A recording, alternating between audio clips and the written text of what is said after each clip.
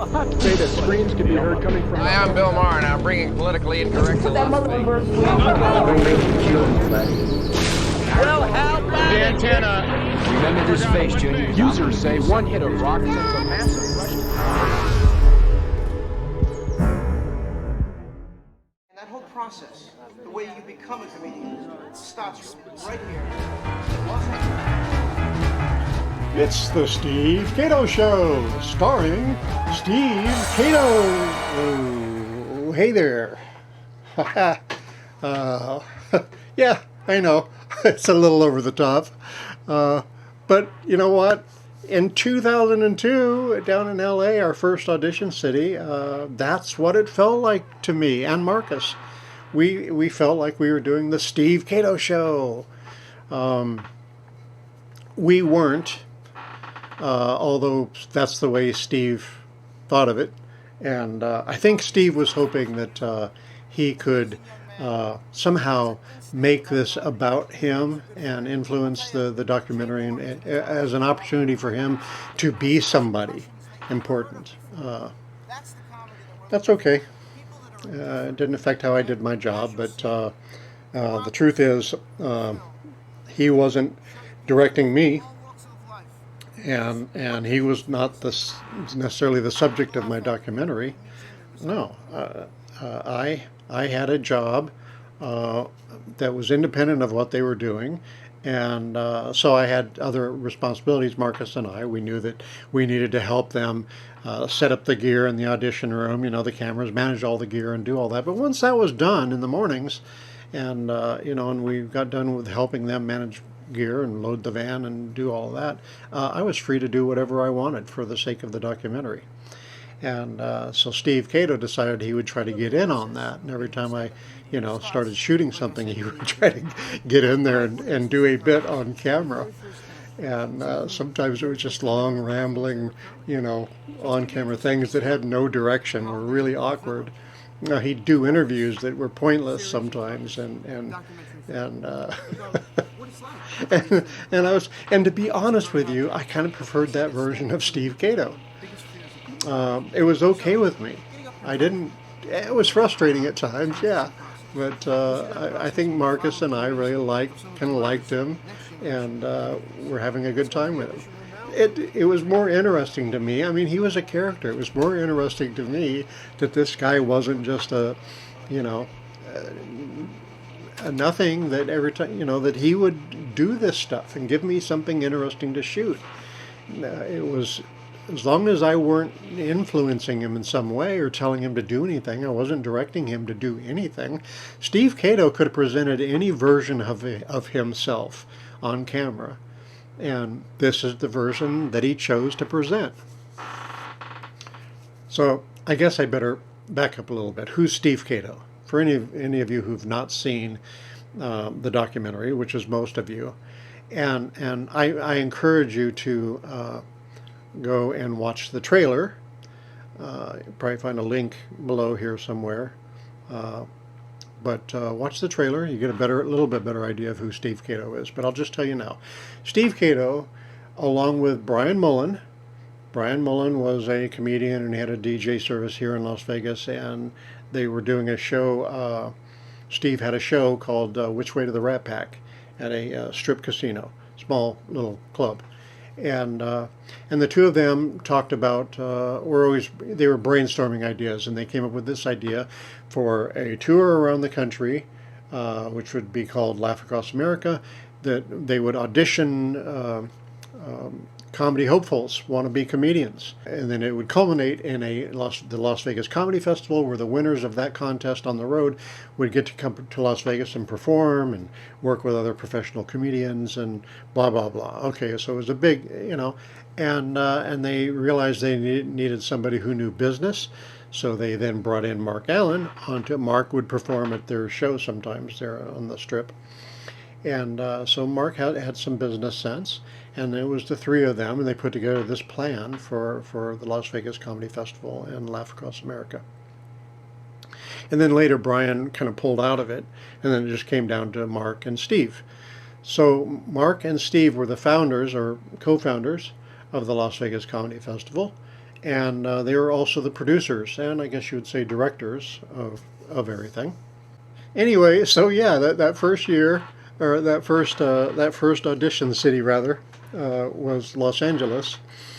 And right when the first time I got the camera out, boy, there was Steve ready to go on camera. In fact, he wanted us to, we had to put a microphone on him. So whenever, I was shooting, if he decided to start talking, and he could jump in there and we'd have good sound on him. Marcus had his mixer and could bring up his mic. And he was doing this often. What's interesting, and it was giving me good material. I enjoyed it. I wanted him to be doing these things, but I wasn't going to direct him to do these things, and I planned on using it, but not the way he was hoping I would use it. But he didn't stay that way through the whole tour. I even noticed by the second city, by the time we got to Phoenix, he was already starting to kind of tame, cool that a little bit. He wasn't doing that as much. And then he would continue to have his little moments. All it would take to get him to just, he had no filters. If I were shooting something and pointed the camera at him, whereas Mark Allen was kind of the opposite. If Mark realized the camera was pointed at him, he became kind of awkward, and he didn't put on a show for the camera. He didn't try to be pretentious or anything. He was just awkward with it. If he was fine as long as he wasn't aware of the camera. Steve, on the other hand, just the opposite. He would suddenly become the showman. He would start searching for things to say, and he had no filters. He would say anything. A lot of the times, I'm not so sure that he wanted to say what he was saying. I think most of us would not say a lot of. Well, you'll see it in the documentary. I put a lot of that stuff in there, and you just go, "Oh my goodness, I can't believe that a person would say that on camera." he said the quiet part out loud. You're just like, "Oh my God." So, and certainly by the time we got to New York, though, that had pretty much gone, and you'll see why. I think you will understand after you see the New York segment why we got a new version of Steve Caito at that point. And it's kind of a sad thing. But I didn't dislike Steve. But to be fair, I didn't have to work with him in the same way Lauren and Mark did. I don't think Mark disliked him initially. I think he was indifferent. Mark is more of a business type of person. It was just a business arrangement between the two of them, and they each had their obligations, and eventually it was clear that Steve was not meeting his. And so I don't think it's about hatred or dislike or anything on the part of Mark Allen. Lauren Muni, on the other hand, I could not include everything that Lauren would want to say about Steve, and I didn't. Lauren had a completely different take on Steve, and he didn't treat her well at all, with no respect at all.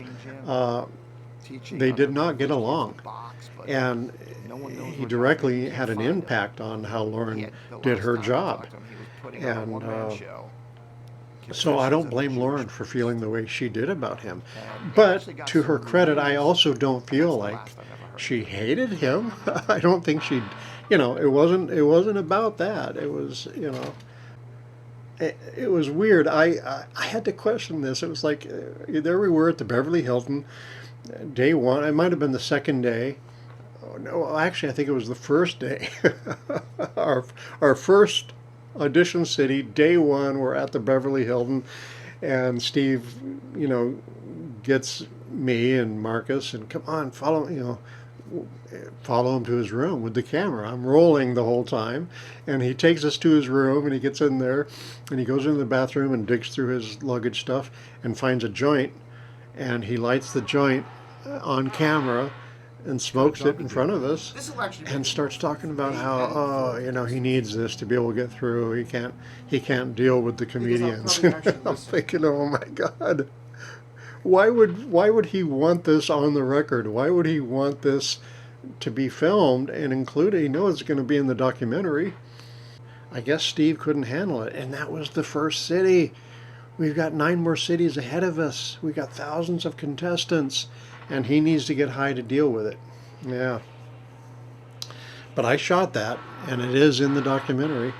And but that's not the only time he I mean, that's kind of, it's not like I looked at that and said, oh, Steve's got a substance abuse problem. No, he did have a substance abuse problem, but it had nothing to do with smoking the weed. It was an entire, I mean, when we left Phoenix, our second city, on the road to Dallas, our third city, and we had to stay overnight in Deming, New Mexico. And I guess Steve wanted to, he told Mark, I want to use the van to go across the border. We were not too far from the Mexican border. I want to use the van to go across and get some stuff over in Mexico. And I don't think Mark was willing to just let him take the van. It was a good chance that if Steve took the van, it wasn't coming back, you know. So he said, I'll go with you. You know, he says, I can use it as an opportunity to go to some of the shops over there and get some, you know, the whips and rope and stuff for his Western arts business. Stuff that would be very, very expensive over here, he could get pretty cheaply over there. Steve, on the other hand, had a different idea. Steve wanted to go to the pharmacies. You know, drugs were regulated differently in Mexico than they are here, which is pretty much not at all.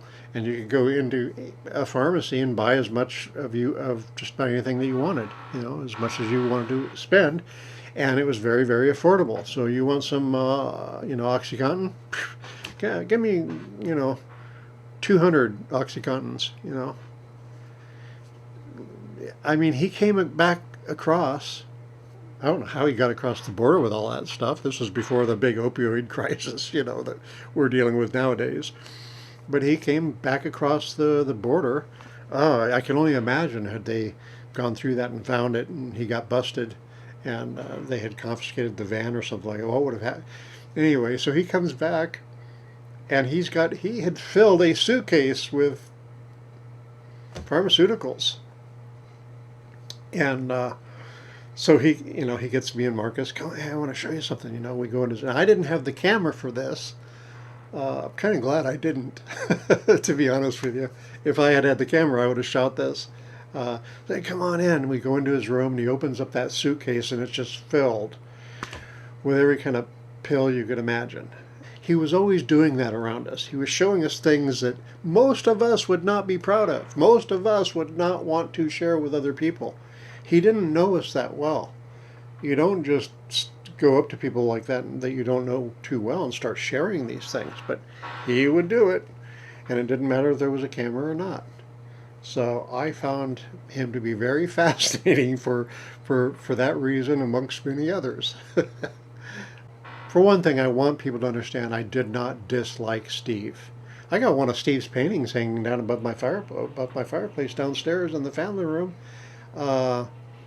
Yeah, after the the festival in 2002, and Steve was booted out of the thing, he tried to reinvent himself as an artist, a painter. And he and his boyfriend at the time, they liked the works of Jackson Pollock, and so Steve did some paintings in the Jackson Pollock style. And when I was interviewing his boyfriend, I saw one of the paintings. I said, I might like to have one of these paintings, you know. And so he gave me one. He gave me 2 paintings, one to give to Brian Mullen and one for me. And I've got it hanging downstairs, and it's been up there for a couple of years. We'll see how long it's up there, but I kind of like the idea of having a Steve Caito painting. I'm not into Jackson Pollock stuff, but, you know, there it is. So until I have something better to put in that spot on the wall, perhaps it'll stay there. But I didn't dislike him. The reason I wanted to talk about Steve is because after I had posted the trailer. I did a 5-minute trailer and I put it up on YouTube. And apparently Steve's former comedy partner, I guess I didn't know this, but Steve was part of a comedy duo in his early comedy days.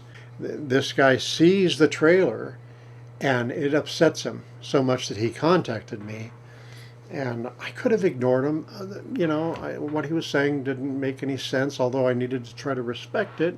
And I wanted to let the guy have a voice and say what he wanted to say. But it was really kind of unfounded because he wasn't part of it. He wasn't there on the road with us, and I don't even know, when was the last time he saw Steve? Did Steve have the drug problem back in those days? I didn't have enough information. In particular, he was upset that there was a part in the trailer where Mark Allen, in one of my interviews with him, says, Steve Caito could have been a big star if it wasn't for one thing. Steve Caito.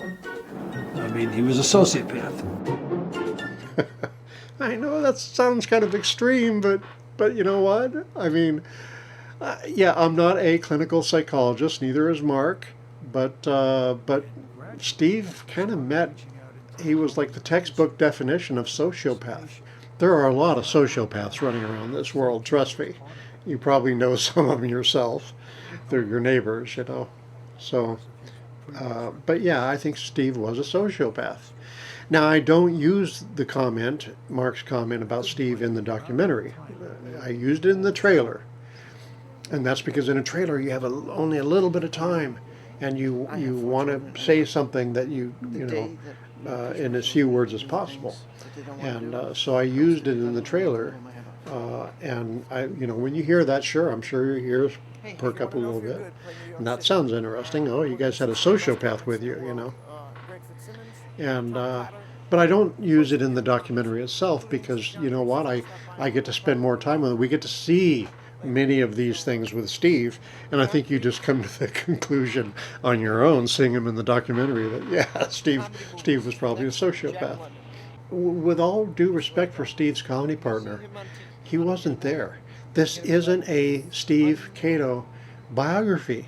This is about how he related to just Laugh Across America and the Las Vegas Comedy Festival. It's not about the rest of his life. And it was that would be beyond the scope of the documentary. I wanted you to experience Steve in the same way that I did, which is, I don't know this guy, and I'm out on the road with him, and here's the Steve Caito that he's presenting, and this is the only way in which I know him, and that's what I'm going to now present to you. And if you want to get into talking about, oh well, when he was growing up and this and his parents and blah blah blah, well, do your own documentary. I would love to see that documentary. I'm sorry I can't give you all the ins and outs about who this person was, but that's not what the documentary is. This is about how the impact that Steve Caito had on his baby. This is what makes it so fascinating, is the Las Vegas Comedy Festival, Laugh Across America and Las Vegas Comedy Festival. That's his brainchild. And why would he then later go on to try to destroy it? When they had to finally boot Steve out of this, that he was negatively impacting the festival and was having a direct effect on the success of the Las Vegas Comedy Festival, and they had to boot him out, Steve just decided, okay, it was like, I can't have it, then you can't have it. It's kind of like the jealous boyfriend kind of thing, If I can't have you, then nobody can have you. And that's what he did with this, was he tried to destroy it. And I think to a great extent he was successful. And so that's the story I try to share. I also make some attempt I did interview his boyfriend and somebody who cares about him, and gave them an opportunity to offer a little bit of redemption for Steve, and I think I did that successfully. I want the viewer to be a little bit sympathetic towards Steve. His comedy partner says, did you even attempt to interview Steve's brother or his mother? Did you even think about that? Yeah, I thought about it. Very briefly, I thought about it. They can tell me a lot about maybe when Steve was younger and this and that, but they were not there they weren't with us on the road during Laugh Across America. They weren't with us at the comedy festival. What are they going to say to those things? They don't know anything about that. For the record, let me just say, I did not dislike Steve. So now I want to bring another name into this that you'll see in the documentary that Some people will feel like perhaps I didn't explore this enough. Jay Mohr is an actor and a comedian. You may know him from his role in the movie Jerry Maguire with Tom Cruise. You may know him from the movie Pay It Forward with Kevin Spacey and Helen Hunt. And he's done many other movies. Stand-up comedian is what he's primarily known for, I would think, or at least in the beginning of his career. He had Mohr Sports. He's done a lot of things. I've always liked Jay Mohr. He's just one of those staples of the comedy world back then, and I really liked him.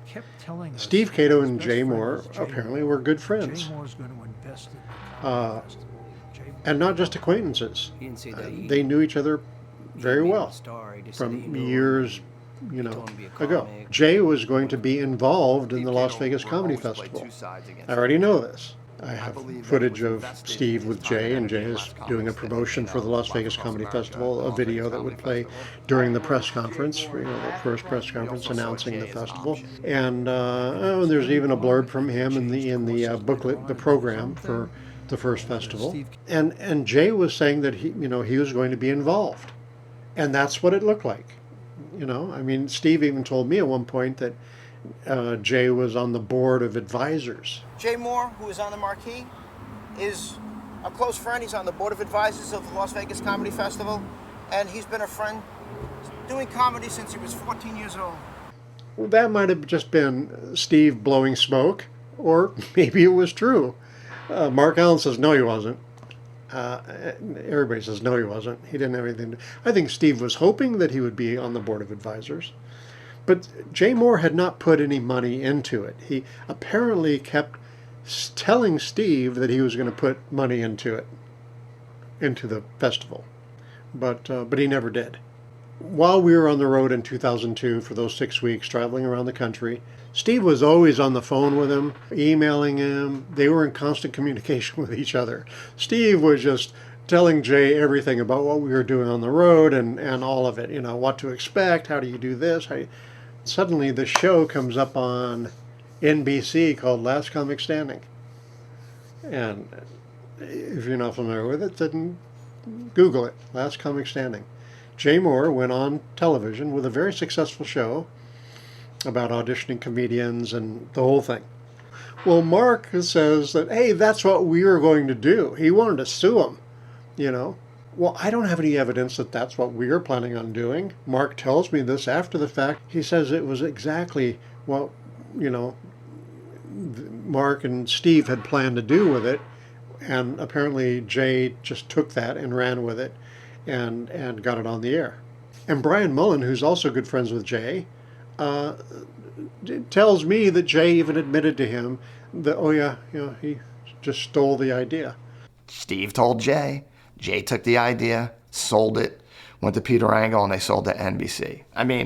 To me, you can draw a line and correlate it, and this is how it happened. The time frame is just too suspicious. If it walks like a duck and it talks like a duck, it's probably a duck. And in this case, Jay Mohr's a duck, is what I would have to say. Well, okay, that's fair. Maybe it does look like it was obvious that he just ripped us off, but I have no evidence that that's what Mark was intending to do with our thing. It's easy for him to say in retrospect. He sees what Jay Mohr is doing on television, going, hey, that was a great idea. That's what we should have done. And then just say that's what... I'm not accusing Mark of lying to me, but I have no reason to believe that Jay just ripped it off. You might say it's obvious that he did. Well, good for him. You might say, well, it's not very ethical. Well, let me give you a clue. The word ethical and Hollywood do not go together anywhere, ever in the history of Hollywood. It's just the way it is. He came across a great idea, nothing new under the sun. Hey, I bet I could make that work. And he used his celebrity status and all the juice he had in the business and the fact that he was good friends with Barry Katz and who would produce it. And they approached NBC with a great idea. And next thing you know, it's part of television history. That's the way it works. Yeah. I have a problem with it ethically. But shame on Steve for sharing all of this inside information, doing all the homework for him, just giving him everything he needed to put together a proposal and take it to NBC and get it on the air. He knew exactly the way it needed to be done. And so what can you say about that? It is what it is. Mark will tell you, oh, no, I tried to, everybody I approached with trying to get a TV deal, they just said, they're already doing that on NBC, why do we want to do it? I'm sorry, man, that's not the way it works. The networks aren't like that. They would see that it was successful on NBC, and CBS or ABC instead is going to say, oh yeah, they're doing it and it works really well. Let's do our own version and try to improve upon it. They're not going to say, oh, it's already being done. The talent shows alone. America's Got Talent, The Voice. Look at all these different shows on network TV. Each network had their own version, of these talent shows. Nobody said, oh, they're already doing it, we can't do it. Can't blame Jay. So then there's another name, somebody else who my daughter said, we don't learn enough about. Why didn't you talk more about her? And that individual is Mary Thomas. And you will see Mary's name right there in the booklet, the program for the festival. We got Mark Allen's name, Steve Caito's name, and then Mary Thomas. And Mary is listed as executive director. Well, whatever that means, executive director, basically anything that Mark and Steve wasn't doing, she kind of had to do. They had a very, very small staff, but Mary, kind of held down the home offices while we were on the road. And then was instrumental in, or at least her role was supposed to be very relevant during the festival as well. Mark tells me the reason he hired her was because of what the claims that she had made about her ability to sell advertising and get sponsors. And so Mark hired her because we were, the whole festival and everything was just starting up, and they needed somebody like Mary who could not only secure a venue for the event, but sell sponsorships, get some money coming in, right? And she didn't do that. She did a lot, and I made sure that Mark really talked about those things on camera, about the things she did. She got the Stardust Hotel. She got the rooms and the limos for the celebrities. She did so much. But did she get us sponsors? No. I wanted to include more because Mark had so much more to say about Mary Thomas. But the problem is, even though I trust Mark and I believe Mark and I consider Mark to be a friend, just because he makes an assertion about something or an allegation that he wants us to believe certain things, in other words, I'm not going to let him use me to set the record straight, to decide what history says about Mary Thomas. You don't get to do that. You need to provide some kind of evidence. But I thought, you know what, I would love to include this stuff if Mary Thomas will go on camera. So I called Mary and to let her know my intentions and the things that Mark said, and to offer her the opportunity to be interviewed and present her side of the story. She wouldn't commit to an interview, but she did agree to come over and sit with me in my home, and we had a conversation about it. And in the end, she decided she wasn't going to do an interview. And I don't blame her. I really don't blame her. There was no advantage for her to do that. It was just going to be a he said, she said kind of thing. And I had no interest in playing out that kind of thing in my documentary. Save that for the TV documentaries and the sensationalism. I didn't need any of that. And after spending some time talking with her and hearing both sides of the stories, I just felt like, you know what, this is what they call a nothing burger. There's nothing there. I can't make it relevant, and so this is all I'm going to put in the documentary. The only reason there's anything about Mary in there at all is because she was a significant part of the beginnings of, Laugh Across America and the Las Vegas Comedy Festival. And Mark uses her as one of the excuses. He says in his interview, the reason he didn't want to go on with it and continue, another year of the festival, he was so tired of the Steve Caitos and the Mary Thomases. Well, what about Mary Thomas? Oh. Well, he says it, now I got to offer you an explanation. And it comes down to this. Personality conflict. And according to Mark, she was doing things that he considered unethical. She was working in her own best interests and not for the festival. And but I just don't have any evidence of that. I don't see it. I'm aware of the good things that she did for the festival. That's the only thing I have evidence of. And you know, everything else is just hearsay. And so the things that I do have evidence of, I put in the documentary. Did she get sponsors? No. Why is that relevant? It's because without sponsors, this thing was doomed. No cash flow. Didn't matter how big it was. Doesn't matter how many celebrities we had coming in there. If we couldn't get people coming through that door, if we couldn't get sponsorships, it just wasn't going to go anywhere. And so to that extent, then you could say Mary is relevant to the story. But beyond that, I'm not buying this, that, you know, she was not part of why the festival failed. Let me put it that way. Nor was Jay Mohr. They're all just components. They're pieces of the, you know, the puzzle of why Mark did not want to continue on. But there's not one factor in why the festival failed. So that's it. You got Steve Caito, Jay Mohr, and Mary Thomas, and those are the three that I think that you just should have a little bit more info on and understand why I treated it the way I did, treated them, you know, in the documentary the way I did. This is why you don't hear more about Mary, and why you don't just hear a flat-out accusation that Jay Mohr stole the idea. I don't talk about Last Comic Standing in the documentary. You're either savvy about this kind of stuff and you're familiar with it. I don't mention it. You might go, hey, Jay Mohr. Didn't Jay Mohr do a thing called Last Comic Standing that came out about that time? Oh, I'll bet he ripped that off. Well, if you want to draw that conclusion, that's up to you, but I can't substantiate that. So anyway, I'm just, you know, I just put it out there, and you decide.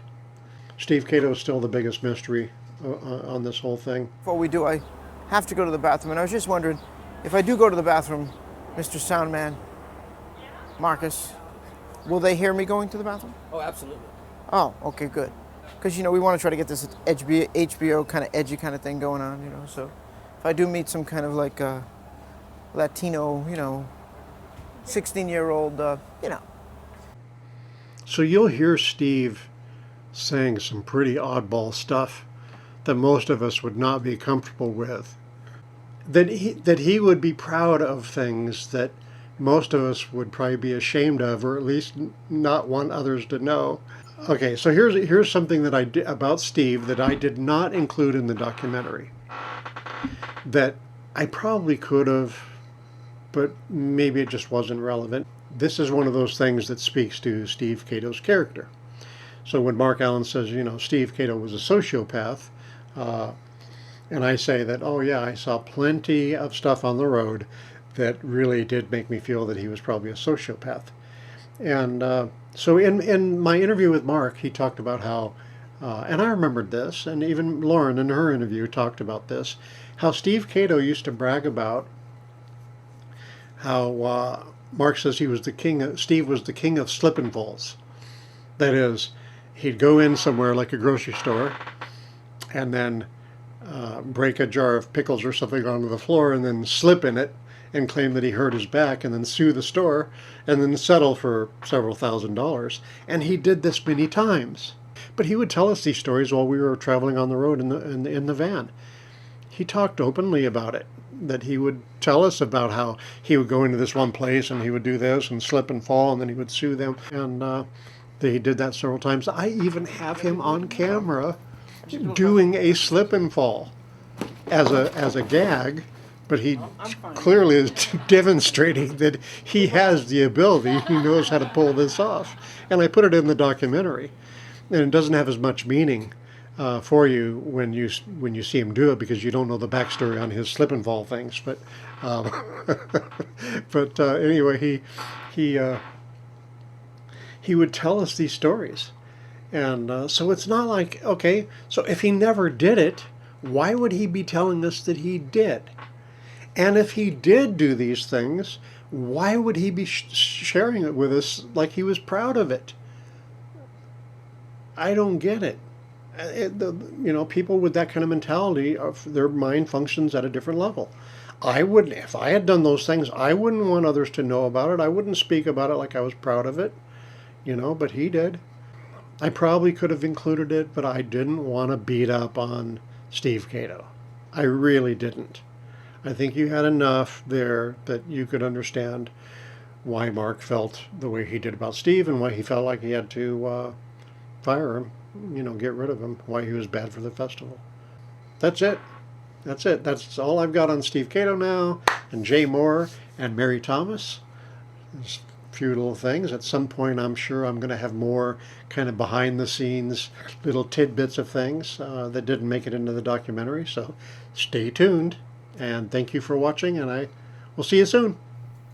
Oh, click on the stuff.